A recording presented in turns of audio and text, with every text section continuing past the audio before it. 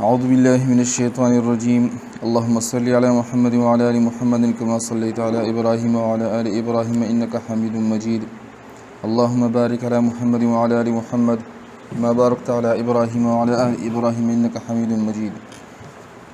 رب اشرح لي صدري ويسر لي أمري واحلل عقدة من لساني يفقه قولي. ربي زدنا علما ربي زدنا علما ربي زدنا علما. را ساکنه دا مخکې حرف هم ساکن دی. دا را به پر ویل کېږي که باریک به ویل کېږي؟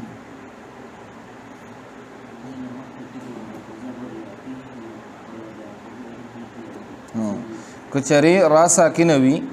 او د هغې نه مخکې هم حرف ساکن وي نو بیا به موږ دریم حرف ته ګورو. که چېرې هغې باندې زور یا زیر وي، که زور وي نو یا پیښ وي نو پور به ویل کېږي، او که زیر وي نو بیا به باریک ویل کېږي. ښه،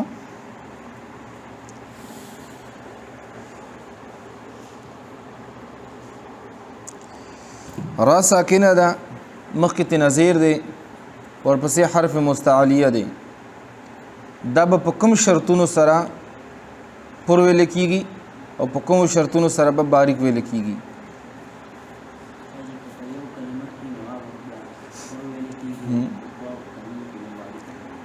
که په دوو کلمو کې وي نو بیا به باریک ویل کېږي. مثال راکا: فاصبر صبرا، فاصبر صبرا. بل مثال: انذر قومک. ښه، د یو کلمې مثال راکا چې را ساکنه ده، مخکې ترې زیر دی. قرطاس. بل ارصادا. نه. فرقة. كل فرق. فرقة. كل فرق. دي کې څه قاعده ده؟ كل فرق. كل فرق کې څه قاعده ده؟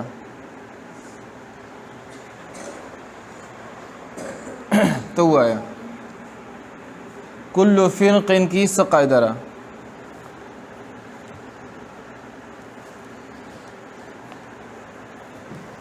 چله ورځي. ها، پښتو کې وایي كل فرق. كل فرق څه قاعده ده؟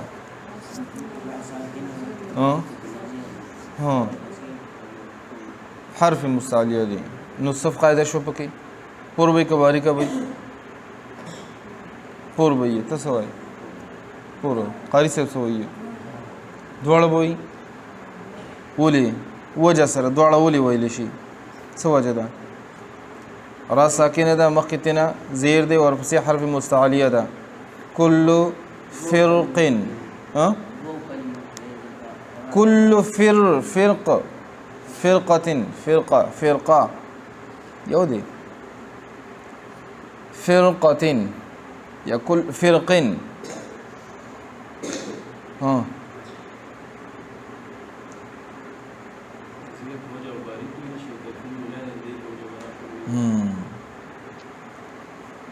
دو وجې تاسو ته ما څو ځله وویلې. دو وجې دي پکې. یو خو دا چې په را کې تفخیم اولی دی، او دویمه ورپسې حرف مستعلیه ده. د دې دوو په وجه باندې دا مونږ پور وایو. نو کاکا وایي چې ته زه خو باریکه وامه. ولې باریکه وام؟ ځکه چې مخکې او وروستو دواړه دې نه زیر راغلی دی. مونږ ورته وایو چې دغه هم صحیح ده او دا هم صحیح ده، دواړه وایي. تاسو نه هېر شي که نه. اوس 15 منټه مخکې تاسو ته ونه ویلی شو، خو زه درته سوال ګډوډومه که نه. ما ته پته ده چې تاسو لکیر کې فقیر جوړېږئ. ښه،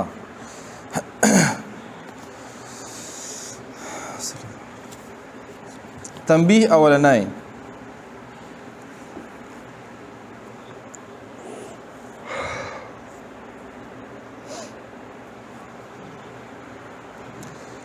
لیکن د دغه رانه مخکې چې کوم حرف ساکن دی، که چېرې دغه حرف ساکنه یا وي نو بیا به یا نه مخکې حرف ته مه ګورئ. را ساکنه ده، ما قبل ساکن یعنی مخکې ترې نه ساکن دی، نو بیا به موږ څه کوو؟ دریم حرف ته به ګورو چې هغې کې زور دی که پیښ دی او که زیر دی نو هغې مطابق به بیا موږ دا را پور او باریک وایو دا قاعده ده که نه لکه ذکر ذکر نو را موږ ساکنه کړه کاف هم ساکن دی او ذال باندې بیا زیر دی نو دا را موږ په دغه وجه باندې باریک وایو ذکر ذکر ٹھیک شو نو اوس دی کې به ګورې که چېرې را ساکنه ده د را ساکنه نه مخکې یا راغلی ده نو بیا به دریم حرف ته نه ګورې زه ته وختي داسې ناسې ما ته نه ګورې وغه راغې هغه ته ګورې را ساکنه ده او مخکې تینه زیر مخکې تینه یا راغلی ده نو بیا به څه کې دریم حرف ته به نه ګورې دا را به په هر حال باندې باریکه لوستی شي بیا ښه پس را په هر حال کې نرای وایو خوا که د یا نه مخکې هر څه حرکت وي لکه خیر خیر قدیر خبیر لا ضیر دې کې به ټول را به باریکه ویل کېږي لا ضیرا لا ضیرا را باندې زور دی او یا ساکنه د مخکې راله بس یا ساکنې په وجه باندې موږ څه وکړو را مو باریکه کړه ښه چې دا دواړه را به نرای وایو تنبیه دویمه د دې قاعدې دویمې موافق په لفظ مصر او عین القطر باندې چې هر کله وقف وکړی شي نو را نرای لوستل پکار دي لیکن قاریانو د دې دواړو لفظونو را نرای او ډکه په دواړه شان لوستلې ده او په هم دغه وجې دواړه شان لوستلی جایز دي لیکن بهتر دا دی چې په خپل پر را باندې کوم حرکت دی د هغې اعتبار وکړي شي دویمه قاعده موږ سره سره قاعده دویمه سره چې را ساکنه ده مخکې تینه حرف ساکن دی نو بیا به څه کوو دریم حرف ته به ګورو دا موږ سره دویم قاعده را صحیح ده که نه او په دې دویمه قاعده کې یو شرط دی کوم یو شرط دی چې را ساکنه ده مخکې ته یا ده نو بیا دریم حرف ته کتل نشته ری بس دا را باریکه وایه دا پکې شرط دی که چې را ساکنه ده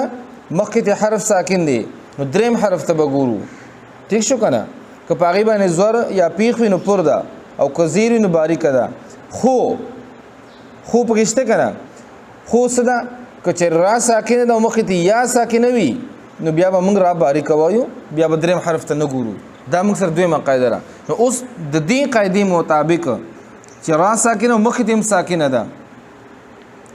او مخکې د حرف دریم ته کتل دي نو د دې قاعدې مطابق سو مصر او عین القطر عین القطر مصر معنی چې کله موږ وقف کوو را ساکنه شوه مصر د دې قاعدې موافق دویمې قاعدې موافق په لفظ مصر او عین القطر باندې چې هر کله وقف وکړی شي نو را نرای لوستل پکار دي ولی مصر را ساکنه کړه صاد هم ساکن شو صاد ساکن دی نو بیا به څه کوو دریم حرف ته به ګورو که نه که په هغې باندې زور یا پیښ وي نو هغه به پر وایو او که زیر وي نو بیا به باریکه وایو نو مصر په مصر کې چې کله موږ وقف کوو رام ساکنه کړه نو دا به څه قاعدې موافق څه دي باریک لوستل دي قاعدې موافق باریک لوستل دي لیکن د حرف مستعلی صاد په وجه باندې به دا پور ویل کېږي دا به پور ویل کېږي ښه یو خبره او دویمه خبره چې د دې خپل حرکت اعتبار دی وکړی شي او را دي پور وویل شي خپل حرکت په دې باندې زور دی نو پور دی ویل شي مصر او عین القطر دا هم را ساکنه کړه طا د مخکې نه ساکنه نو دریم حرف باندې زیر دی نو دا را هم باریک لوستل غواړي نو د دې خپل حرکت اعتبار وکړه او عین القطر را باریکم لوستی شي پرم لوستی شي بهرحال که دواړو کې فرق راوستل غواړي نو د مصر را پر وایه او د دې باریک وایه او چې څنګه تا ته اسانه وي دواړه جایز دي کارونه دواړه جایز دي تفخیم او ترقیق دواړه پکې جایز دي ښه په عین القطر او په مصر کې لکه څنګه چې د دینه مخکې کل فرقتين کې کل فرقن کې مونږه سوکړ دواړه امر موږ ته جایز دي کو تفهیم سره وای او کو په ترقیق سره وای دواړه جایز دي دا شانتي په دې کې هم دواړه امر جایز دي هم دغه سي لیکن بهتر دادی چې په خپل پر را باندې کوم حرکت دی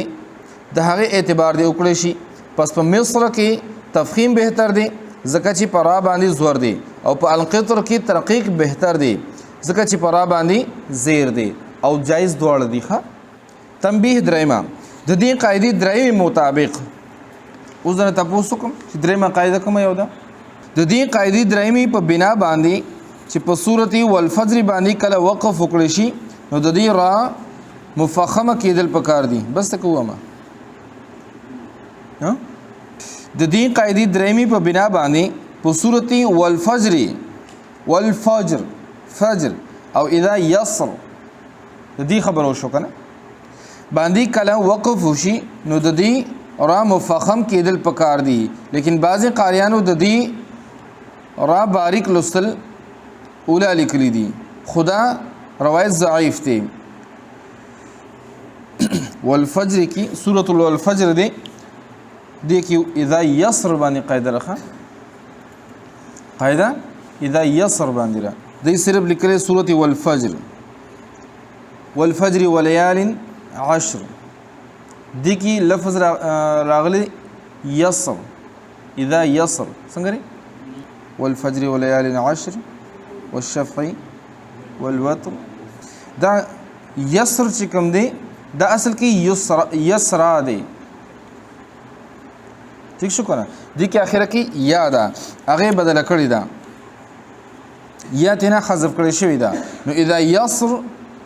دی کې تفخیم يسر د را د حرکت اعتبار سره بدا دغه شي يسر کې به را پر شي ٹھیک شو کنه او بعضی قاریان وایي چې چونکې دین یا حذف شوی دا د هغه حذف یا د پاره بدا باریک لسته شي چې پته ولګي چې او دا یسری دی ورسې دی کنه نو لیکن د دې اعتبار باندې شي کولای یا حذف شو نو حذف شو دې ځکه بدرا د خپل حرکت اعتبار کولی شي لیکن بعضی قاریانو د دې باریک لستل اولا لیکلي دي خدا روایت ضعیف دی دې د پاره دغه د ذکر شوی قاعده موافق پر لستل دي ښه د قاعده سلورمه درانه پس قاعده سلورمه درانه پس په یو ځای کې قران مجید کې اعماله ده نو درا دغه حرکت زیر وګڼي او را نرای وای او هغه ځای دادي بسم الله مجریها دا را بداسي وایو څنګه چې د قطره یا د خاره را وایو قطره یا خاره وایو اماله هم دغه شی دی اماله هم دی ته وایي کوم چې په فارسی خلق یای مجهول وایي پس د مجریها رابا نرای وایو مجریها اصل کې دی مجراها مجریها اصل کې دی مجراها پر روایتو کې قرآن مجید په وو لهجو سره لستل جایز دي لس لهجی ټوټل د قرآن مجید شته او دا وو لهجی چې کمی دي دا تواتر سره راغلي دي په دې کې هیڅ شک او شبهه نشته لري ٹھیک شو کنه او دا لس ټوټل قرائت یا لهجی سوار لستی په سوار لسو کې اصلور اوس مکمل بندي شوی لستلی د زده کړې شته خو لستل قرآن مجید لستل پکې نشته لري او دا لهجی جوړ څنګه شي څنګه چې زمونږ د تاسو خبر مو کړه کنه چې د جلسای د لاهور دغه سي د غدون د سوات او د ټوپای زمونږ د خلکو په لهجو کې فرق شته مونږ ما ورته وي نو جلسای مانکای او توډری وایي ما ولا وي صحیح ده کنه دغه سي بعضي حروف دي بعضي الفاظ دي چې هغه مونږ استعمالو او سوات والے نه استعمالي لکه موږ و توده سړه زموږ په پښتو کې شته که نه لکه وایي تود سوړ شوی ما سواد ملګری زمونږ هغه ته مې دا شوم لکه تود سوړ شوی ما هغه راپسې وخندل وایي دا پکې لاسي زکام مې دی که نه وایي داسې وایه که نه چې یخنی والی ما وایي موږ ورته یخني ووو چې یخنی والی ما نو دغې الفاظو سره دغې الفاظو بدلون سره چې قرآن مجید به نازلېدو د هرې علاقې د خلکو لهجه جدا وه چا به زیاتې مالې کولې چا به نه کولې ٹھیک شو که نه چا به مالک ته مالک وي لکه موږ ملک کاکا څوک وایي دا مالک کاکا دی نو دغه شانتي لهجې راتلي د هرې علاقې خلکو به په خپله لهجه کې هغه قرآن مجید لستو په داسې کې و قراءات و لهجې باقی پاتې شي چې دی باندې قرآن مجید لستل متواتر سره راغلي دی او بالکل جایز دی نو هغې ته 7 قراءات وایي او د هغې پوره یو کال کورس دی یو اصول دي او ورپسې بیا فروش دي او تاسو ته ما ویلي که نه زموږ په کلي کې شته دی 7 قاري یو خو دلته کې مولانا کفایت صاحب دی او بل مولانا محمد خان مولوی صاحب دی مولانا اشرف خان صاحب هغه قاری دی عالم دی او 7 قرات دی 7 کړي دا کفایت صاحب نو دا الحمدلله او دا هم ګوره فرض کفایه کې راځي ښه فرضی کفایه کې راځي او چې کوم ځای کې خلکو ته دی علم وي پته نه وي هغه ځای کې د دې تلاوت کول دا بیا لازم دي زمون خلک نه دي خبره زمون خلک بیخي نه دي خبره او داسې نه دي خبره د سکول یو استادو زمون ملګری دی ما په دکان کې تلاوت لګولیو راغی وکتل نو ویل عبدالباسط صاحب ډېر ښکلی اواز دی ډېر ښکلی تلاوت کوي خو دومره قدر کار دی الفاظ غلط وایي الفاظ غلط دي ما ورته څنګه غلط دي دا ګور ملک یوم الدین وایي مالک یوم الدین الف دی کوي دی وخوري نو هغه ته دومره پته نه وه چې 7 قرات کې دا ملک یوم الدین دا هم شته دی په 7 قرات کې سوره فاتحه وایي که نه نو اهدنا الصراط ویل شي اهدنا الصراط ویل شي را باریکم ویل کېږي دا د کسرې د وجې نو زموږ خلکو ته پته نشته دی نو داسې چې کوم ځای کې پته نه وي هلته د دې تلاوت کول چې خلکو ته د دې 7 قرات پته ولګي دا هم لازم دی ګورئ ښه تجوید نه زده کوو نو سبا بس زده کړو زما خو ډېر ارمان دی انشاءالله چې تاسو کې سات خو به کوي انشاءالله 7 قرات دی ورکوم د باندې 7 قرات کوم انشاءالله تاسو هم کوشش وکړئ بچئ قرآن د خپل ژوند یو مقصد جوړ کړئ چې دې زده کړه او د دې علوم حاصلول او دې کې چې یو ځل ما داسې علما لیدلي دي که نه چې 80 کالو ته 100 کالو ته رسېدلي دي که نه خو کتاب یې پرېښودی نه دی مولانا غلام حیدر مولوي صاحب د دیوبند فارغ و الله دې کروڑ په جنتونو نصیب کړي الله دې جنت الفردوس کې ورته اعلی مقام ورکړي زما د خوبونو تعبیر استاد خوبونو تعبیر به تې ما زده کو هغې تر اخیری وخته پورې خپل بیټک کې بناستو خلک بوله ملاقات لم راتل کتاب به کتو فقه به کته اصول به کتل پوه شو که نه او تر اخیر وخته پورې کتاب نه دی پرېښودی قرآن مجید تلاوت نه دی پرېښودی په څه وجه چې دا بیا سړی بالکل سکون به درته په دې کې میلاویږي بل هیڅ څیز کې سکون نشته دی غانی دی او سړی واوري 3 زره 15 زره میاشتې واوري 2 میاشتې واوري بس سړی موړ شي مړه بس دی که نه د قرآن مجید تلاوت چې کله تاسو په تجوید سره وایي او د زړه د شوق نه وایي که نه تاسو په دې باندې نه مړېږئ او ستاسو وخت کې به الله برکت هم اچوي ستاسو وخت کې به برکت وي تاسو به تلاوت کوئ ستاسو وخت به خدای پاک لویوي نو کوشش کوئ چې د دین علوم زده کوئ او د دین علوم کې لومبۍ خبره با ادب با نصیب بے ادب بے نصیب چې چا د قرآن ادب وکړو، د چا د مور پلار ادب وکړو، چا د استاد ادب وکړو، د خپل مشرانو ادب وکړو کنه، دې به خدای پاک شته کوي. کچري ادب پکې نشته کنه، بې ادب ته خدای پاک علوم نه ورکوي. او تاسو ته مخکې یو خبره تقوا ما کړې وه، ادب او تقوا. نو ادب الوي چې تقوا وي، چې تا کې د الله یره وي کنه، نو ته به د خپل مشر ادب کې عزت به کې، د قرآن هم ادب. زمونږ علما کرامو، زمونږ جید علما کرام چې کوم دي، زمونږ اکابر چې کوم دي، پخواني استادان تیر شوي دي، داسې پور راغلي چې د خپل استاد کور طرف ته به خپې نو خوځولې. داسې نن زمونږ قبلې طرف ته خپې اوږدېري، پروا نشته، پروا نشته د استاد. قرآن مجید ادب زمونږ سره نشته دی. قرآن مجید به راوایو په ګس لاس کې به ونیسو. دا کتاب نه چې کوم نه ته علم زده کوې، په مدرسه کې به موږ ته استاد په دې غوسه کېده چې تا په ګس لاس کې کتابونه نیسلی دی. دا ادب دی. قرآن مجید خو لویه خبر چې سړی په ګس لاس کې ونیسي جایز دی. ادب خبره زه کوم ګورې، دا نه چې فتوا را باندې دغه ولګوي. جایز دی، نیسلی شي. قرآن مجید هم نیسلی شي، هم کتاب هم نیسلی شي، لاس دې پاک دی په دغه کې کتاب نیسلی شي. ادب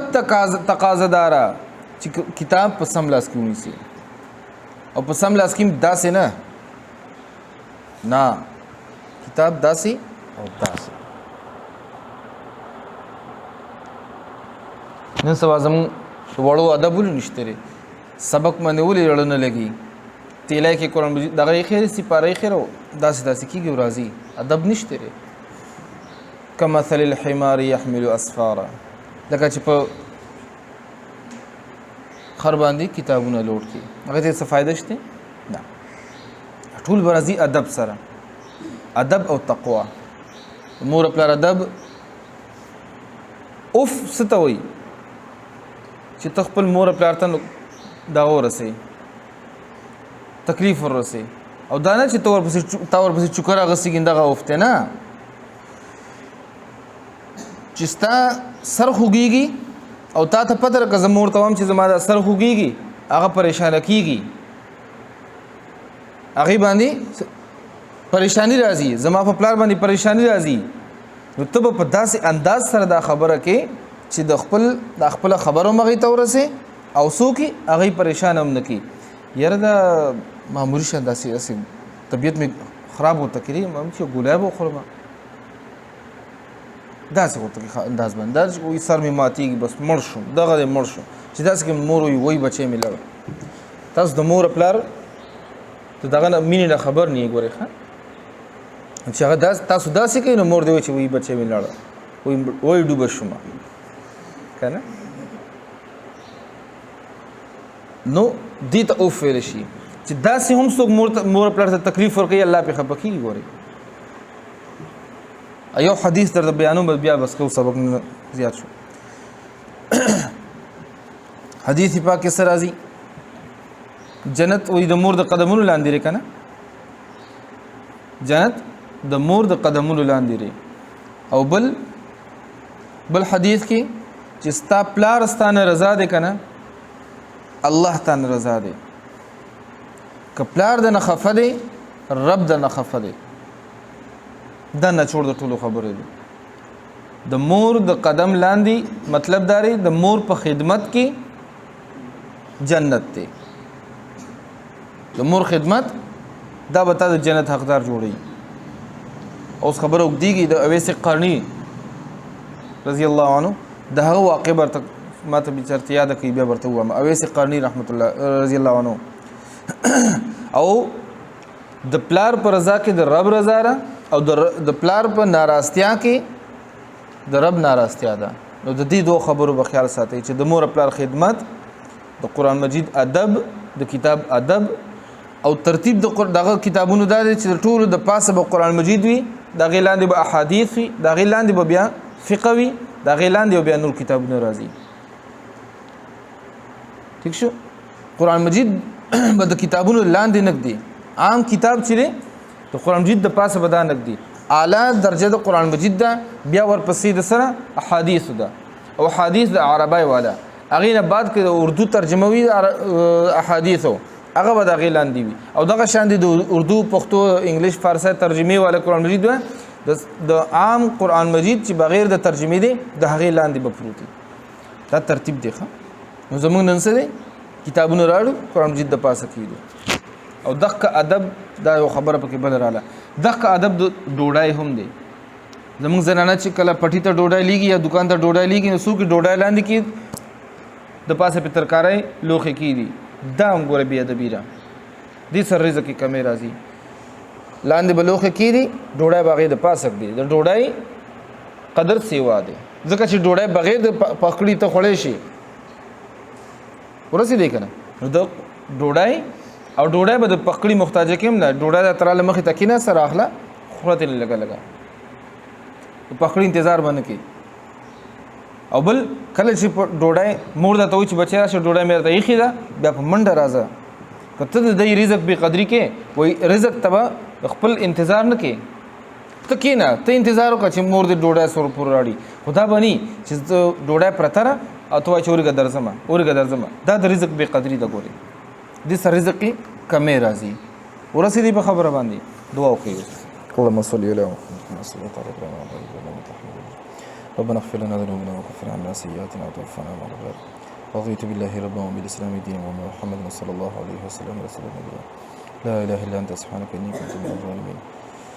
اللهم رب ارحمهما كما ربياني صغيرا وصلى الله تعالى على خير خلقه محمد وعلى اله وصحبه اجمعين